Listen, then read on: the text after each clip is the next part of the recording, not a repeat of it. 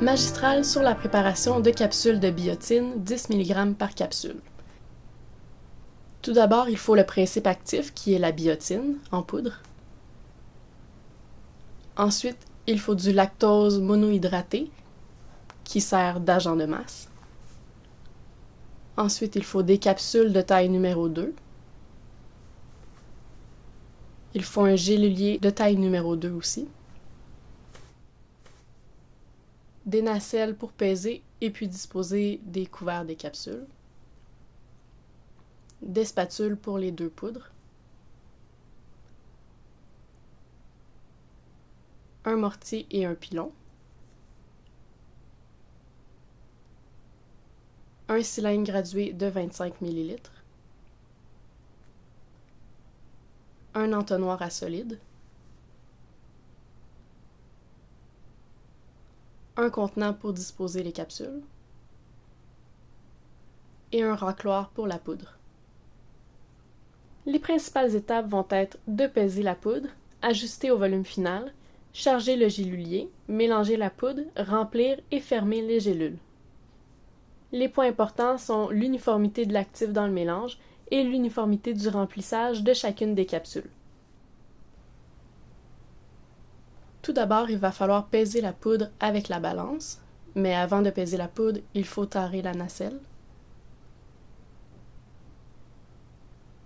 Une fois le tare complété, on peut ajouter la poudre sur la balance et on doit avoir une masse de 0,5 g.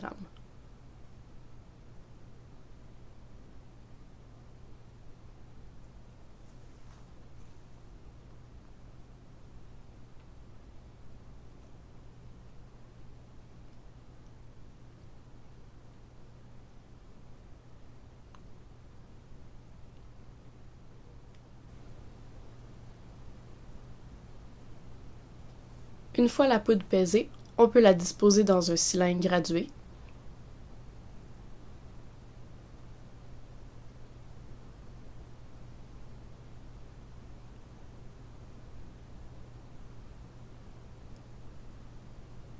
Et ensuite, on va y rajouter le lactose monohydrate. Les capsules de taille numéro 2 ont un volume de 0,4 ml, donc pour 50 capsules, il va falloir ajuster à un volume de 20 ml.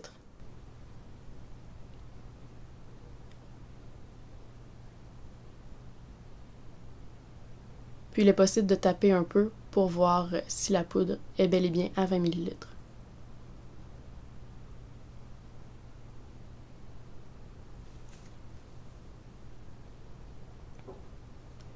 Ensuite, il faut enlever le couvercle des capsules et disposer le corps dans le gélulier. Il va falloir s'assurer que tous les trous sont bien remplis.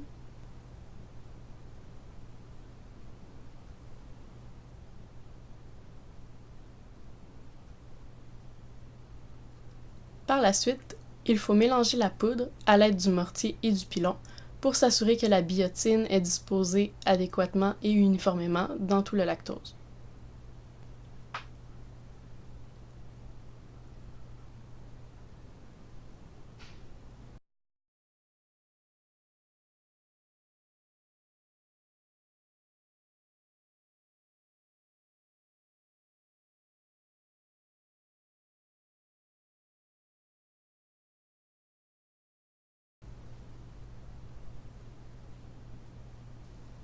Ensuite, on peut disposer la poudre sur le gélulier.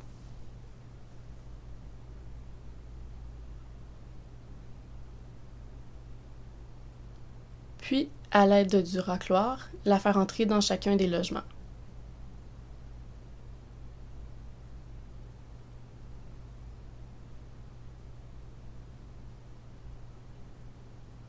Il est possible de tasser la poudre un peu pour que tous les logements soient bien remplis. Et à la fin, il faut s'assurer que tous les logements sont complets et qu'il n'y a pas de vide. Ensuite, on peut faire pivoter la partie supérieure d'un quart de tour et l'abaisser, ce qui fera sortir les corps des capsules. Puis, on peut refermer les capsules à l'aide de la tête et il faut sentir un déclic pour s'assurer que la capsule est bien fermée. On peut mettre toutes les capsules dans un sac.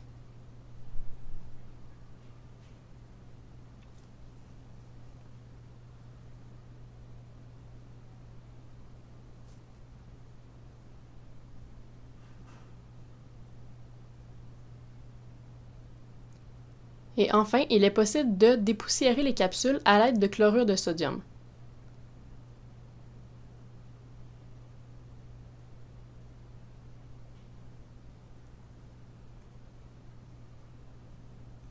Donc, on ajoute un peu de chlorure de sodium dans le sac et on agite.